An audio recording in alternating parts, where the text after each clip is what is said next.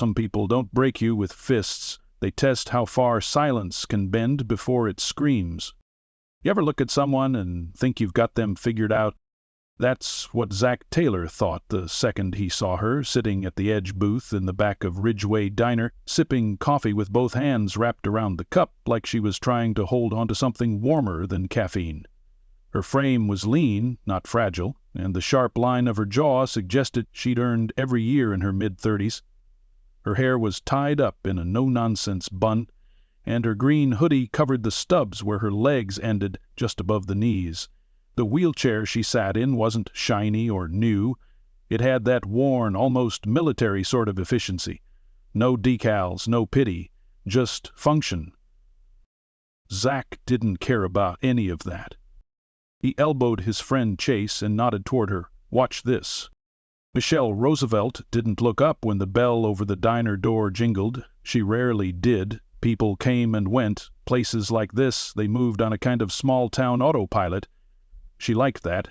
Predictable. Until now. Chase barely looked up from his phone. "Dude, don't." "Come on." Zach smirked. "Relax, it's just a joke." Across the diner, April Jennings watched from behind the counter, rag in one hand, jaw clenched. Michelle had been coming in every Wednesday for months. Same booth, same black coffee, same quiet routine. April didn't know her whole story, but she knew enough. Knew the patch on Michelle's backpack had the eagle globe and anchor. Knew the faded ink on her forearm read Semper Fi. Knew that silence in a woman like that wasn't weakness, it was earned. Zach swaggered up to Michelle's table, Chase trailing behind like an apologetic shadow. "Well, would you look at this," Zach said, loud enough for the room to hear. "You saving that seat for someone or just airing out the rubber?" Michelle looked up. Slowly, her eyes locked on Zach's face. No fear, no hate, just nothing.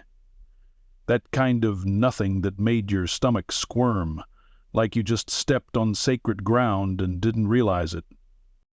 "Seats taken," she said evenly.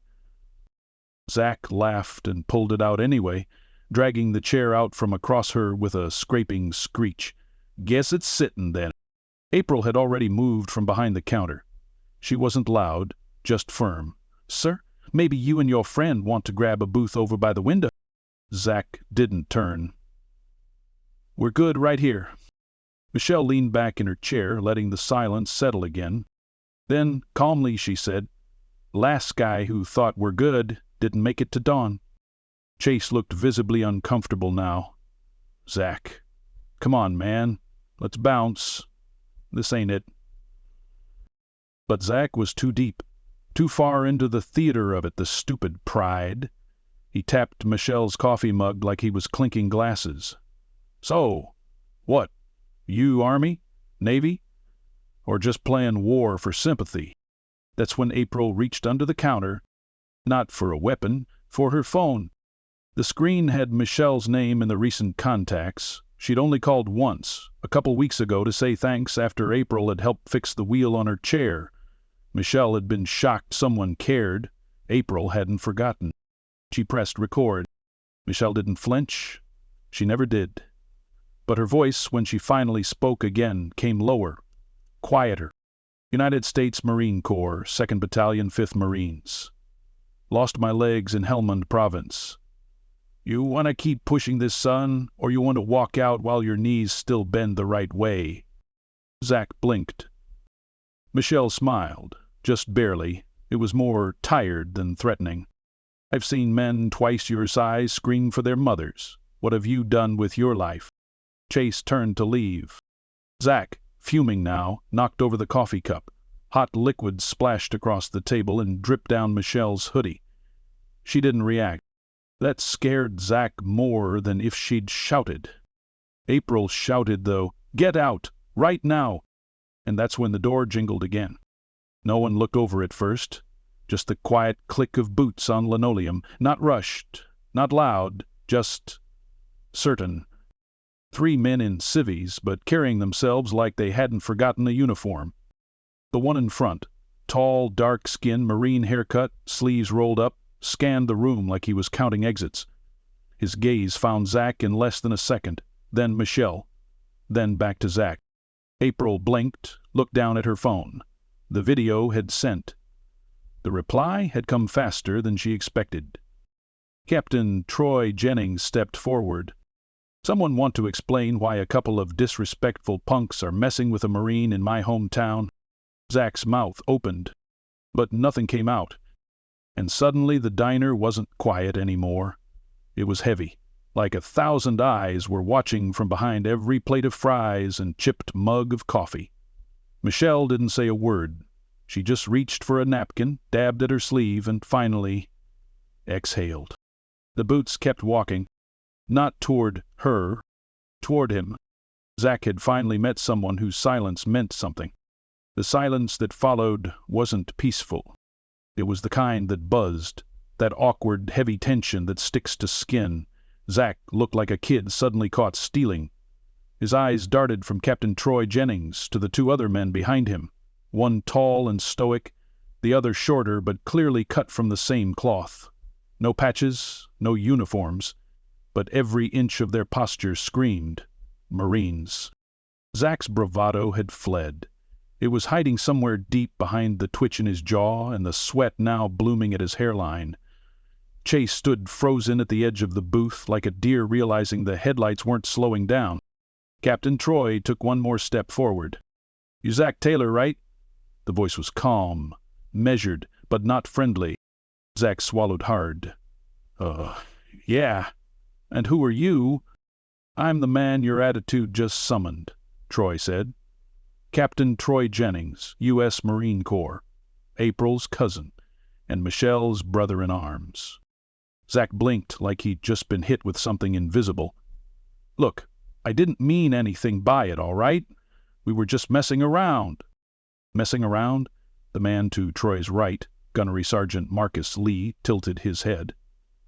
"You think mocking a double amputee veteran is messing around? You knock over her coffee, invade her space, humiliate her in public, and call it a joke?"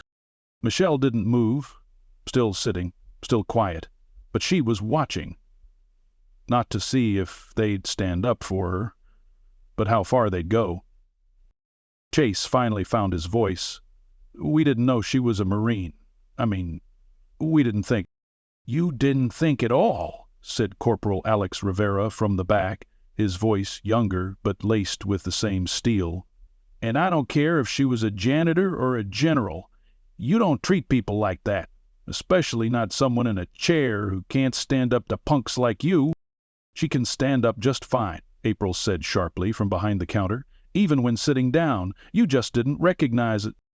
Mac's hands went up in a mock surrender. Okay, we're sorry, all right? Cheese. We'll leave." "You're not leaving yet," Troy said, folding his arms. "Not until you say it to her." The color drained from Zach's face. "Say what?" "An apology. With your chest. Look her in the eye and give her the respect she's owed." Michelle's gaze didn't waver. She wasn't asking for this. That's what made it harder. Zach shifted his weight, his jaw working like it had something bitter caught in the back of his throat. "I'm sorry," he mumbled. Troy raised an eyebrow. "I said, I'm sorry, all right? I shouldn't have done that." Michelle finally spoke. Her voice was soft but direct. "If you're only saying it to avoid trouble, don't say it at all." Zach hesitated, and for just a second something flickered across his face. Shame, maybe, or confusion.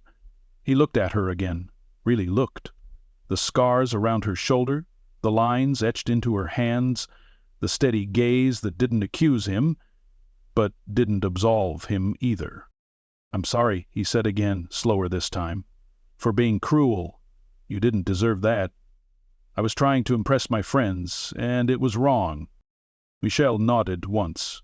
Good. Then she turned back to her coffee. Or what was left of it. April moved like a storm had passed. She brought over a fresh cup, refilled it without a word, and placed a blueberry muffin beside it. Michelle looked up, a ghost of a smile on her lips. "Thanks, April." April smiled. Any time. The two younger Marines flanked the booth, standing like quiet guardians. Zack and Chase retreated fast, eyes on the floor. They didn't even try to save face. Just left. The bell over the door jingled again, and then, finally, peace. Troy slid into the booth across from Michelle. He didn't speak right away, just sat. Let the moment breathe. "I saw the video," he said, after a pause. Michelle didn't answer. "I was at Camp Lejeune when April sent it. We were supposed to be gearing up for the inspection, but I left. Didn't even finish shaving." "You didn't have to do that." "I did," he replied. "Because there's a line, and when someone crosses it with one of ours, we draw it again." Loud. Michelle sipped her coffee. "They're just kids, old enough to know better, but still kids." Troy leaned forward. "You've been quiet about everything since you got back. We get the reports. VA says you barely talk. Skip group. Don't check in." "I didn't come here for some hero stunt. I came because I remember you dragging me out of that compound in Lashkar Gah with half your body on fire and still shouting orders." Michelle looked out the window now. Her eyes were glassy, but her voice stayed steady. "That was then. It's still you." She didn't reply, just turned the cup in her hands slowly, like she was grounding herself in its heat. "You know what you are?" Troy said. "Tired. Unfinished." Michelle blinked.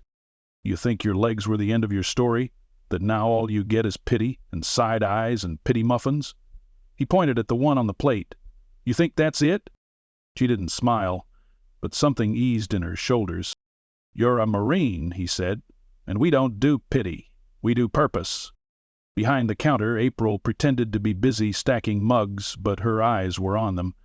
Everyone else in the diner, two older couples, a delivery driver, a man eating eggs alone, had all gone still too, quiet observers of something they knew was bigger than a simple confrontation. Michelle picked up the muffin, broke it in half, and offered one to Troy. "I guess it's not a pity muffin if I split it," she said. He took it. "That's the spirit." The moment passed, but the weight of it stayed. April came by with a notepad. "You three want anything else? Coffee's on the house." Gunnery Sergeant Lee grunted. "Got anything stronger?" April grinned. "Not till after lunch." Corporal Rivera smirked. "Oh, take a slice of whatever that was." She raised a brow. "Excuse me?" He pointed toward Michelle. That's something worth serving every day."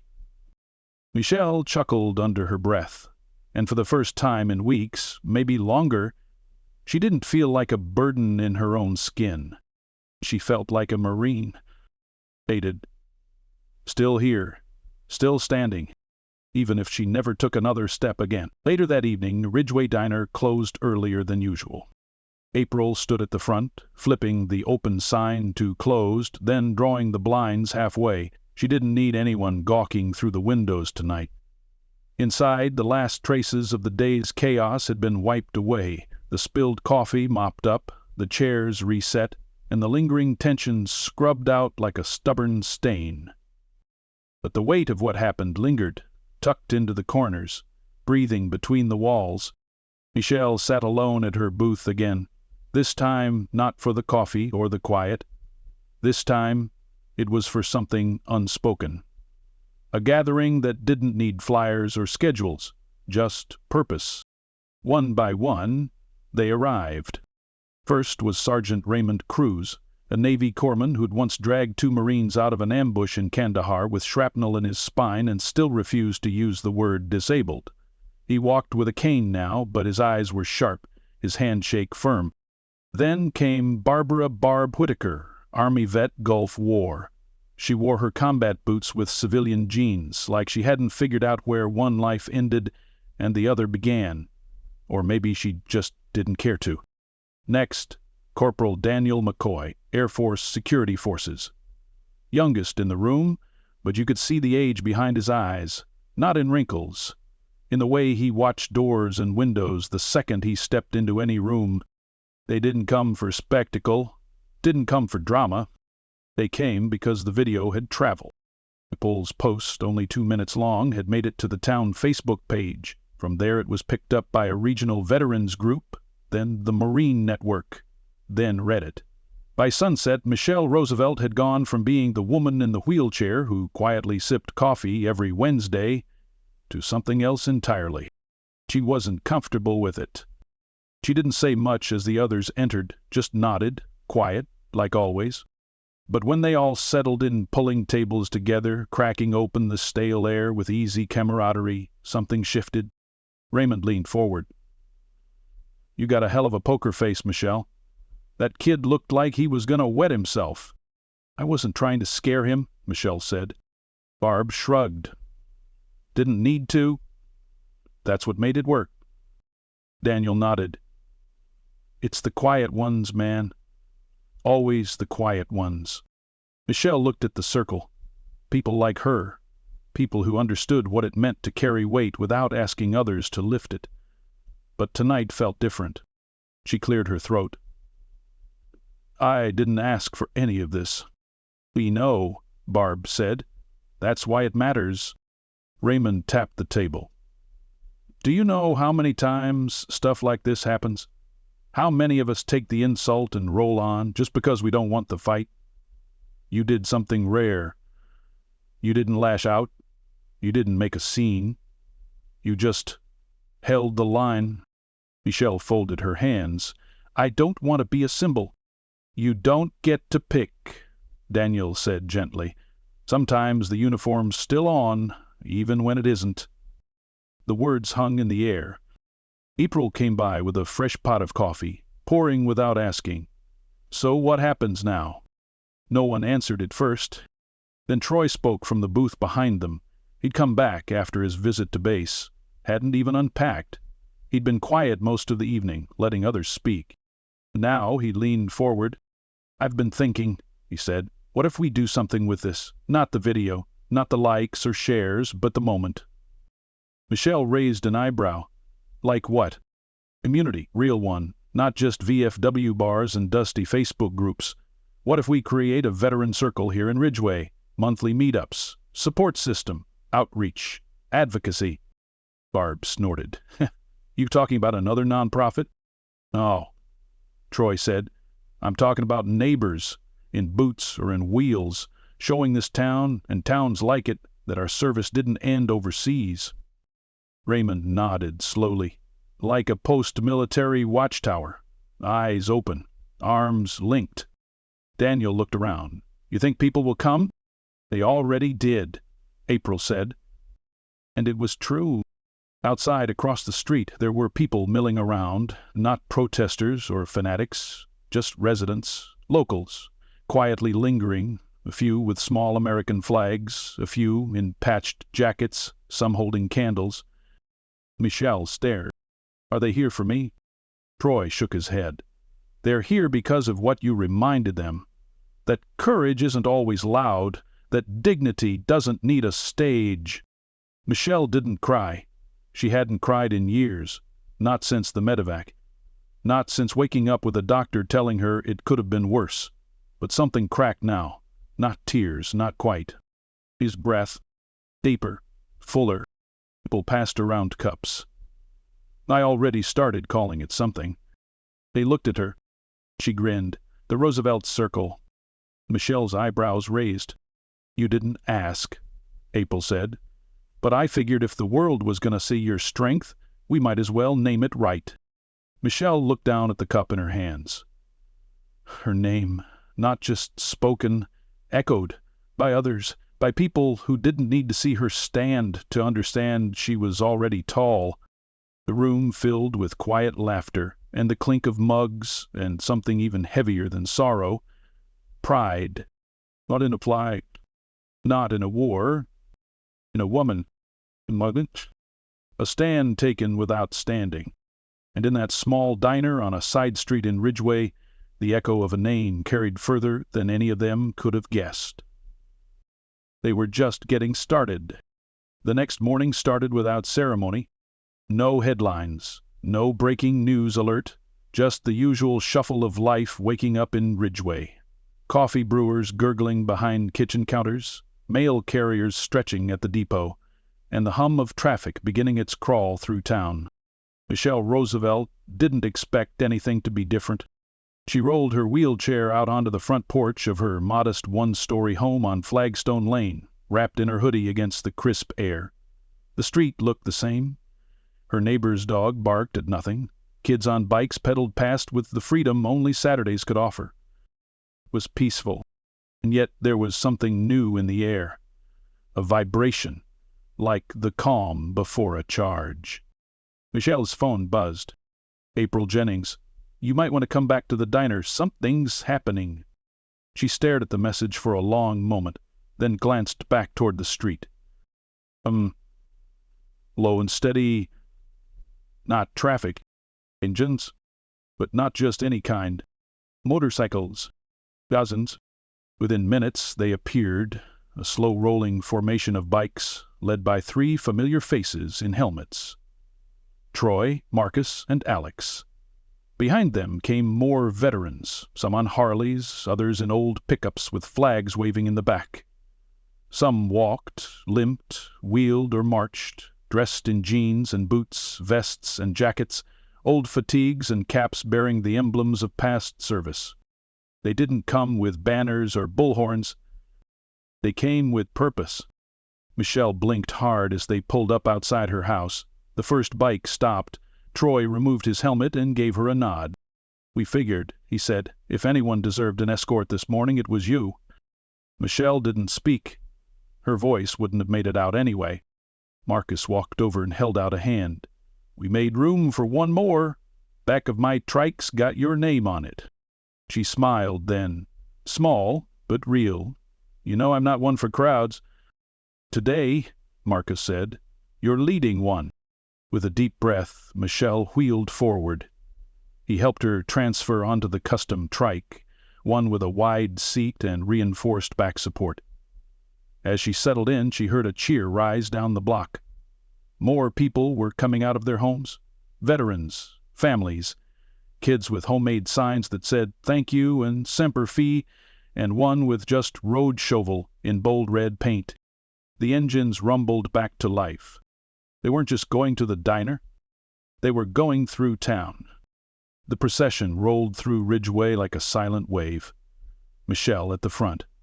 April waiting at the diner, holding a phone with tears in her eyes as she live-streamed the entire thing. Comments poured in from all over the country. People thanking her, thanking Michelle, thanking everyone who wore the uniform. Not for fighting, but for enduring. By the time they circled back around to Main Street, the crowd had swelled. Local news vans showed up, late to the story but still scrambling to capture it. Reporters tried to make sense of what was happening, but they didn't need to. The image said it all. A Marine in a wheelchair, flanked by her brothers and sisters, surrounded by a town that had chosen to remember what dignity looked like. Michelle was helped back into her chair as the bikers and walkers dismounted. People clapped. Not the hollow applause of ceremony, something fuller, real.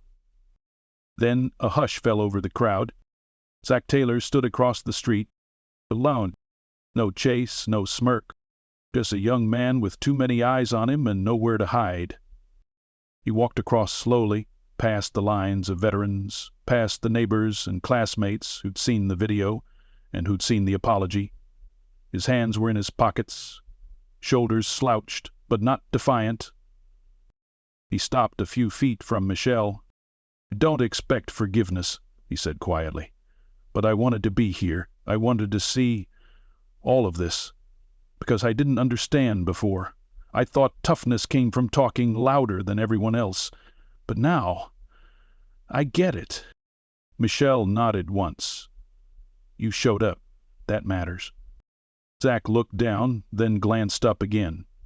"Can I help? I don't know how, but I want to." Michelle tilted her head. "You ever push a wheelchair before?" He blinked. No. She gestured at her chair. "You're about to learn." He smiled faintly, then stepped behind her, taking the handles carefully like he was holding something sacred. The crowd didn't cheer this time. Attentive, they just watched. because something had shifted again. And not just in Zach. This wasn't just about a veteran being wronged. This was about a town remembering its spine, about a community deciding who they were and who they wanted to be. Not just Ridgeway, but any place that had forgotten how to honor those who gave more than they ever got in return. Later that day, a plaque was unveiled outside the diner, small, bronze, and simple. It read, "The Roosevelt Circle, where dignity sits, where courage speaks, where silence is heard." The town didn't hold a grand ceremony. They didn't need to. The real tribute happened every day after, when veterans showed up at the diner just to talk. When April set up a pay-it-forward board for coffee, when kids from the high school volunteered to help with groceries, yard work, and errands for older veterans in town. When Michelle started hosting First Sunday open mics where anyone, vet or not, could speak about courage, trauma, healing, and hope. It wasn't about her anymore, but she was the spark. And for the first time in years, Michelle Roosevelt looked forward to waking up. Not because of coffee, not because of routine, because she wasn't invisible anymore. She was seen, and even more than that, she was remembered.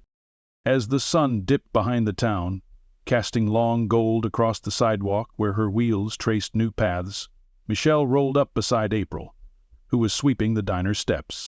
April looked down and smirked. "I guess next week's coffee might need a reservation list." Michelle smirked back. "Then we better stock up on muffins." They laughed. A full, open laugh. The kind that heals. And somewhere behind them, someone added another sticky note to the diner wall. It simply read, "She stood without standing, and we all did too." The town of Ridgeway had changed. Not because of a video, but because 30 minutes after one act of cruelty, the world chose to respond with something greater. Respect.